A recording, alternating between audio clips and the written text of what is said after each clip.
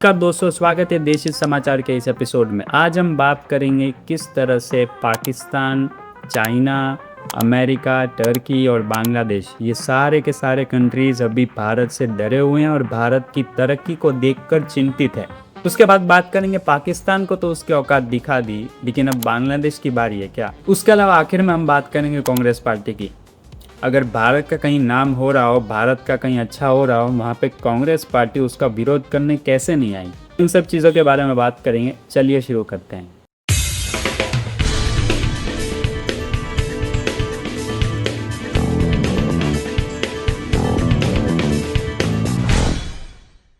तो दोस्तों आपको तो पता ही होगा, भारत ने 7 मई को पाकिस्तान के 9 बड़े आतंकवादी हेडक्वार्टर को उड़ा दिया और पाकिस्तान को पता चल गया कि भारत क्या कर सकता है।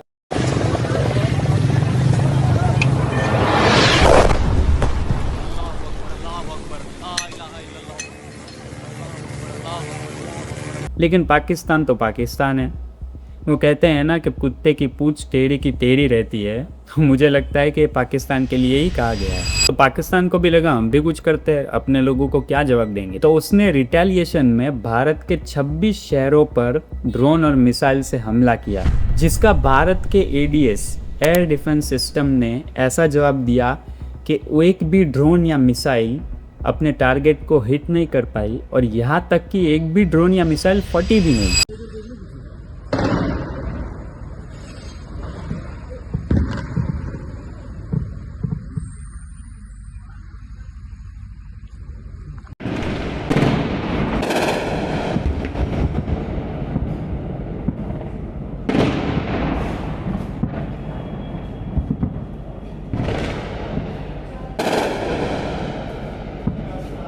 लेकिन मैं आपको एक बात बता दूं दोस्तों, भारत ने जो S-400 रशिया से ख़रीदा था, और वो भी तब ख़रीदा जब रशिया यूक्रेन वॉर चल रहा था और अमेरिका ने रशिया के ऊपर सैंक्शन लगा दिए थे कि कोई भी देश रशिया से ना इंपोर्ट करेगा, एक्सपोर्ट करेगा, कोई भी रशिया को मदद नहीं करेगा।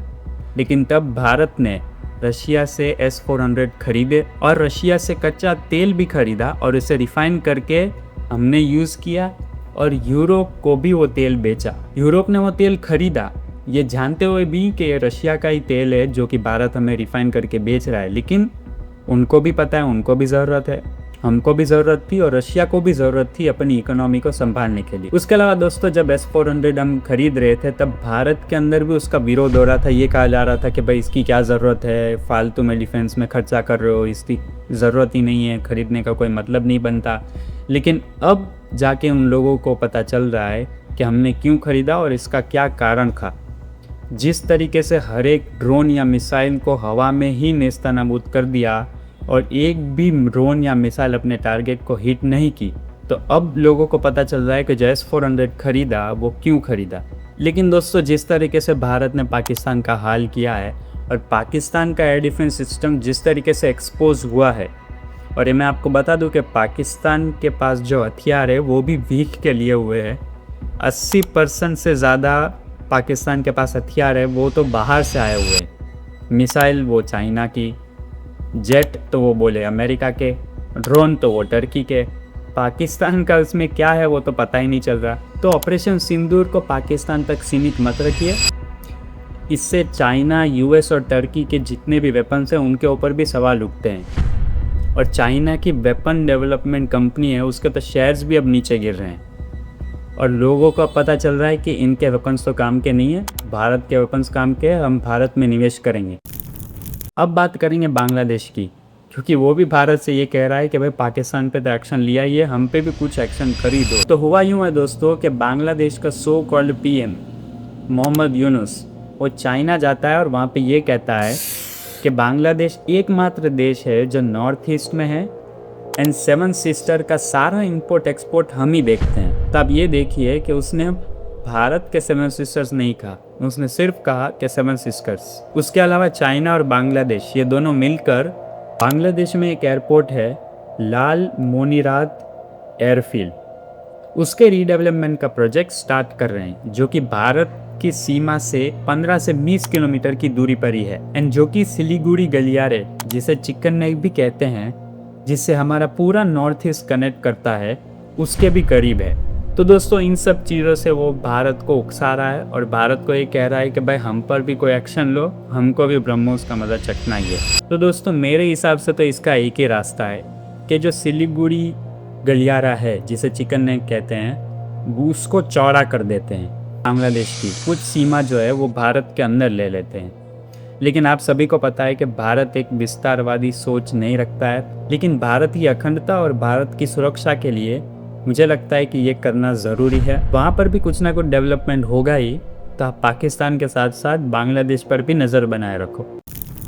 फिर बात करते हैं कि किस तरीके से कांग्रेस पार्टी को भारत का हित हजम ही नहीं होता है। तो वो सवाल उठा रहे कि भैया 3-4 दिन के युद्ध में भारत के कितने झट गिरे, हमको नंबर बताओ। लेकिन इनको ये नहीं जानना है कि पाकिस्तान के कितने जेट गिरे या फिर पाकिस्तान का क्या नुकसान हुआ, इनको ये जानने में कोई दिलचस्पी नहीं है। लेकिन भारत का कितना नुकसान हुआ, भारत के कितने जेट गिरे, हमको वो जानना है, हमको ये बताओ। यही चीज़ पाकिस्तान के न्यूज़ चैनल्स में चल रही है कि भारत का एक नेता भारत से ही पूछ रहा है कि भाई कितना नुकसान हुआ, कितने जेट गिरे। जब राहुल गांधी ऐसी ऐसी बातें कहेंगे तो पाकिस्तान तो बैठा ही रहता है ऐसी बातों को लपटने की। इधर राहुल गांधी ने पूछा कि कितने विमान गिरे, उधर पाकिस्तान ने राहुल गांधी को हीरो बना दिया वहां पर। यानी पाकिस्तान मजे ले रहा है कि देखो ये तो आपस में लड़ भिड़ रहे हैं, कि देखो राहुल गांधी अपने विदेश मंत्री पे सवाल खड़े कर रहे हैं। पाकिस्तान ने तो राहुल गांधी को हीरो बना दिया, क्योंकि राहुल गांधी वही बात कह रहे हैं जो पाकिस्तान को मजा देती है, पाकिस्तान को अच्छी लगती है। पाकिस्तान इसी तरह की फेक न्यूज का तो झूठा जश्न मना रहा है कि उसने भारत के विमान गिरा दिए। लेकिन दोस्तों भारत के कितने भी जेट गिरे हो वो जान के ये क्या कर लेंगे। और अगर मान लो गिरे भी हो, जो कि अभी तक सामने आया नहीं है, किसी ने कोई ऐसी रिपोर्ट नहीं आई कि हमारे इतने जेट गिरे, लेकिन चलो एक बार के लिए मान लेते हैं कि भाई गिरे भी हो, तो भी दोस्तों वॉर की सिचुएशन जब होती है तब डैमेज दोनों तरफ से होता है।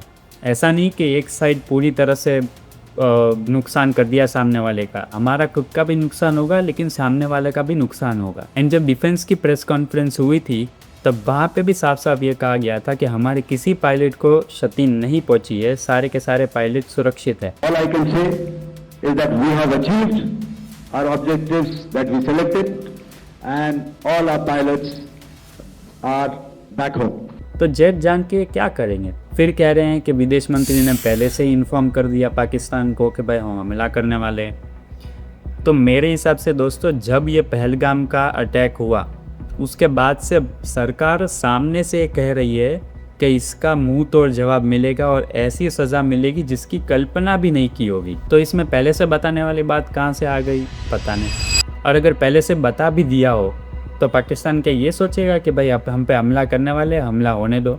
और हाफिज़ सईद जिसका इसमें पूरा परिवार मर गया, वो ये सोचेगा कि भाई मैं बच जाता हूँ, मेरे परिवार वाले भले मर जाए उससे मुझे फ़र्क नहीं पड़ता, पहले मैं अपनी जान बचा लेता हूँ। तो ऐसी ऐसी तो बातें हैं इनकी। लेकिन दोस्तों आपके और मेरे मन में एक सवाल तो उठता है, तो भाई कांग्रेस पार्टी आखिर ऐसा करती क्यों है। तो दोस्तों मुझे तो इसके दो कारण लगते हैं।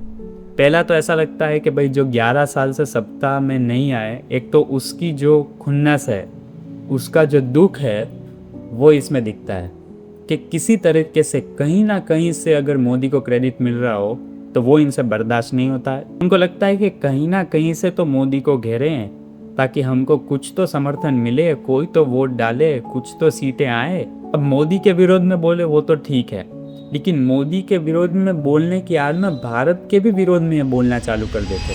उसके अलावा दोस्तों दूसरा कारण मुझे लगता है कि अपना वोट बैंक। मैंने आपको पिछले वीडियो में भी कहा था कि भारत में ऐसे लोग हैं जिनको भारत का हित नहीं चाहिए और जो पाकिस्तानी सोच रखते हैं, उसका बड़ा वर्ग कांग्रेस का समर्थन करता है। और चाहे वो लोकसभा हो या फिर स्टेट इलेक्शन हो, जो भी बीजेपी को हराने की स्थिति में होता है ये लोग उन्हीं को वोट देते हैं। अब पार्टी से उनको कोई फ़र्क नहीं पड़ता, जो भी बीजेपी को हराने का प्रबल दावेदार होगा ये लोग उनको ही वोट करेंगे। तो मेरे को तो लगता है कि कहीं ना कहीं इन लोगों को भी खुश करने के लिए कि भाई देखो हमने इसका समर्थन नहीं किया, मोदी ने जो किया है उसकी वाहवाही में हम नहीं खड़े, हम उसके विरोध में खड़े हैं। तो कहीं ना कहीं इनको भी खुश करने के लिए मेरे को तो लगता है कि ये इस तरीके का कारनामा करते हैं जिसमें खुद ही को एक्सपोज कर देते हैं। तो इस वीडियो में इतना ही। मैं आपसे फिर से कहूँगा कि आप पाकिस्तान और बांग्लादेश दोनों के ऊपर नज़र बनाए रखो। हालांकि पाकिस्तान का काम हो चुका है, अब भारत सिर्फ आतंकवाद और POK ये दोनों को लेकर ही पाकिस्तान से बात करेगा, उसके अलावा इससे कोई बातचीत नहीं होने वाली। बांग्लादेश की बारी है, वहाँ पर भी मैं तो कहूँगा आप नज़र बनाए रखो, कुछ दिन में वहाँ पे कुछ बड़ा डेवलपमेंट होगा ही होगा। तो इस वीडियो में इतना ही। जय हिंद, वंदे मातरम।